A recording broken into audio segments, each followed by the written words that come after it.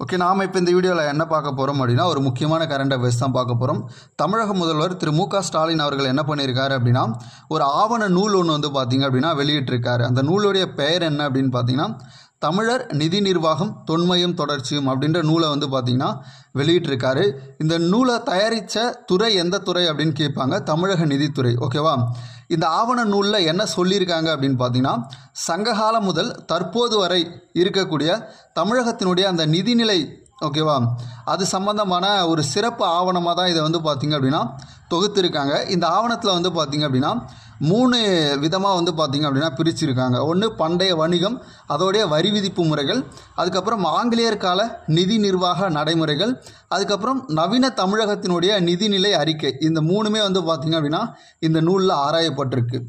இந்த நூல் வந்து பார்த்திங்க அப்படின்னா எதுக்காக வந்து தொகுக்கப்பட்டு வெளியிடப்பட்டது அப்படின்னா, சங்ககாலம் முதல் தற்போது வரை, ஓகேவா, அதாவது சமூக நீதி காலம் வரையில் தமிழர்களுடைய அந்த நிதி நிர்வாக சிறப்புகளை வந்து பார்த்திங்க அப்படின்னா மக்கள் தெரிஞ்சுக்கணும், அது மட்டும் இல்லாமல் இதை ஆவணப்படுத்தணும் அப்படின்ற நோக்கத்துக்காக தான் இந்த நூலை வந்து தமிழக நிதித்துறை வந்து தயாரித்தாங்க. இந்த நூலை தான் என்ன பண்ணியிருக்காரு அப்படின்னா தமிழக முதல்வர் அவர்கள் வெளியிட்டிருக்காரு. நூலுடைய பெயர் வந்து பார்த்திங்கன்னா தமிழர் நிதி நிர்வாகம் தொன்மையும் தொடர்ச்சியும் அப்படின்ற ஒரு ஆவண நூல்.